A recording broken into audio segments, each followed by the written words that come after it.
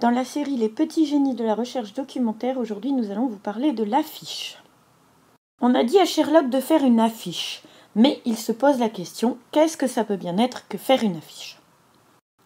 Alors, tout d'abord, ce qu'il faut savoir, c'est qu'il existe deux types d'affiches. Il existe les affiches publicitaires qui font la promotion d'un événement ou d'un produit qui, en fait, servent à vendre, servent à expliquer que tel événement va se dérouler, etc.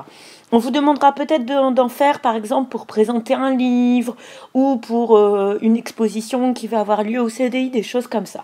Mais la plupart du temps, en fait, on va vous parler d'une affiche documentaire. C'est-à-dire qu'elle est là pour apporter de l'information. Donc, on va voir qu'il va y avoir du texte, des titres, enfin plein d'éléments différents qui vont nous permettre en fait de situer une thématique grâce à une affiche. Alors, qu'est-ce que c'est qu'en fait une affiche ? Une affiche, c'est un message sur un support. Donc, en fait, on doit avoir de l'information et on doit avoir un support physique qui nous permette de mettre en valeur cette information. Donc d'abord, il faut que l'affiche elle attire l'attention. Pourquoi on lirait votre affiche plutôt qu'une autre ? Pourquoi on s'arrêterait pour lire votre affiche ? Donc un wow factor. Et ensuite, l'affiche, on s'arrête, on commence à la lire. Il faut qu'elle apporte de l'information concrète. Il faut qu'elle nous apprenne quelque chose. Donc à partir de ces deux postulats, on va voir comment on peut faire une affiche. Donc en fait, pour attirer l'attention, la première chose qu'on va faire, c'est faire une présentation claire. Des titres, des sous-titres, des couleurs pas trop vives, des couleurs harmonieuses, ce qu'on appelle une charte graphique qui va attirer l'œil. Ensuite, pour attirer l'attention, il va falloir qu'il n'y ait pas que du texte, qu'il y ait des illustrations, ça peut être des tableaux, ça peut être des graphiques, ça peut être des dessins humoristiques, ça peut être des photographies, toujours accompagnées de leur légende, c'est-à-dire que représente l'illustration qu'on a mis. Sinon, ça sert à rien, on comprend pas, c'est pas intéressant. La deuxième chose que fait l'affiche, donc, c'est nous apporter de l'information. On va avoir des textes courts, organisés en paragraphes, avec toujours les titres et les sous-titres qui sont importants. On va travailler son style et son vocabulaire. On n'a pas besoin d'avoir un langage encyclopédique, mais en même temps, il y a des mots qui vont être importants. Attention, on se relit. On ne fait pas de fautes d'orthographe sur une affiche. C'est rédhibitoire. Vraiment, il faut faire attention. Vous la faites relire, vous retravaillez, vous faites la correction automatique, ce que vous voulez, mais on travaille vraiment la mise en page et la forme de l'affiche. Alors, au niveau des étapes, on va d'abord avoir l'étape 1 qui est la construction physique. Il va nous falloir un panneau, un support.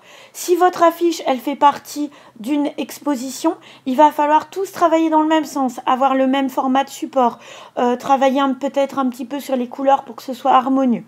Ensuite, la deuxième chose, il va nous falloir des documents. Donc là, on va vous expliquer comment on va faire nos recherches pour avoir des informations intéressantes.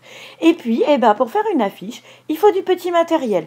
Donc on va utiliser des ciseaux, de la colle, des marqueurs, des stylos de couleur, enfin vraiment des choses. Plus vous avez de matériel, plus vous allez vous en sortir. Ce qui va être très très important au niveau de l'affiche, ça va être le soin. Il faut vraiment la soigner parce qu'une affiche qui est bâclée, c'est pire que tout. Un devoir, des fois, il est mal écrit, il est mal présenté, on arrive à s'en sortir. Une affiche, non. Elle a un impact visuel, donc il faut faire très attention à ça. L'étape 2 de réalisation d'une affiche, ça va donc être la construction intellectuelle. Alors en fait, c'est les étapes de la recherche documentaire qu'on va reprendre. D'abord, on va essayer de découvrir son sujet. Donc on utilise Wikipédia. Wikipédia, c'est un site pour découvrir le sujet. C'est une source secondaire. On ne l'utilise pas pour faire des recherches. Ensuite, on prolonge ces recherches. Ça nous permet de savoir de quoi parle notre sujet, trouver des définitions, des choses comme ça. On prolonge donc ces recherches avec d'autres sites. Donc, soit on utilise Google, soit on utilise une sélection de sites qui peuvent être faits sur Pearl-Tree, par exemple, que vous pouvez trouver sur CSI Lila. Là, les professeurs ont déjà travaillé pour vous, donc vous pouvez utiliser ces outils-là.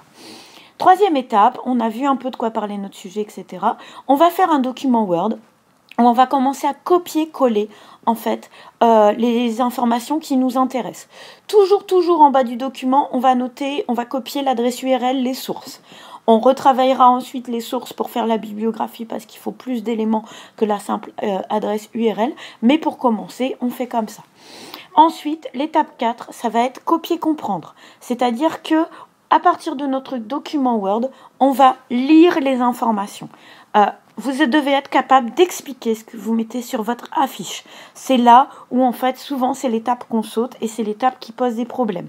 Donc ça, surtout, vous relisez ce que vous avez copié. Ça sert à rien de sélectionner des informations trop pointues ou trop compliquées que personne ne va comprendre. Une affiche, ça doit vraiment être simple, c'est de la vulgarisation. Étape 5, maintenant, on vient sur copier organisé.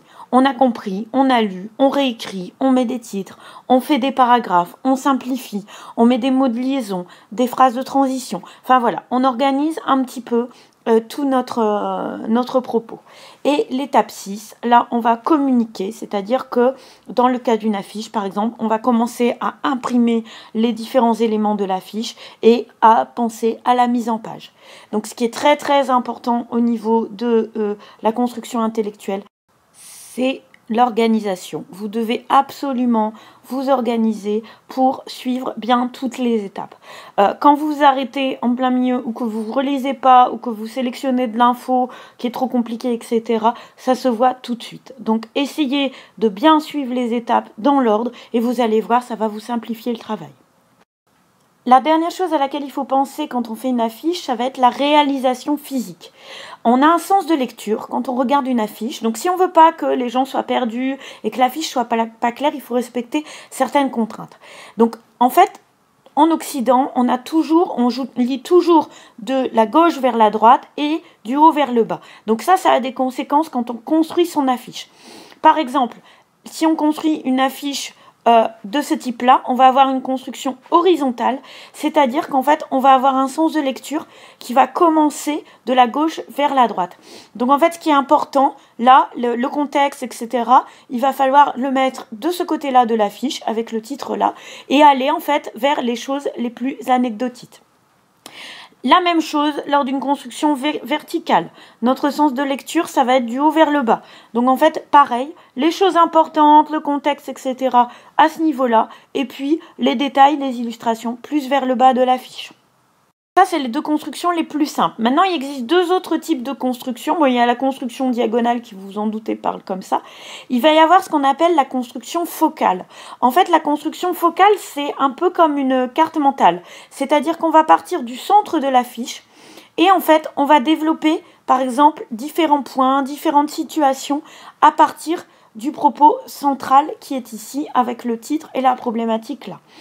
Deuxième possibilité qui est beaucoup utilisée, ça va être en fait la construction dynamique. Parce que là, en fait, notre œil va faire un double mouvement.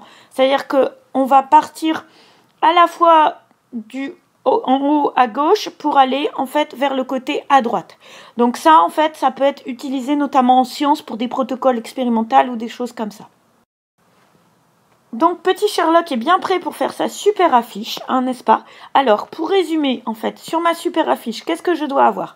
Je dois faire une présentation claire et soignée, vraiment travailler l'impact visuel. Je dois avoir de l'information adaptée, je dois avoir fait des recherches conséquentes, je dois avoir retravaillé mon propos. On ne fait pas en fait une affiche comme on fait un PowerPoint ou comme on fait un exposé écrit. Donc vraiment, essayez d'avoir à l'esprit les différentes contraintes d'une affiche.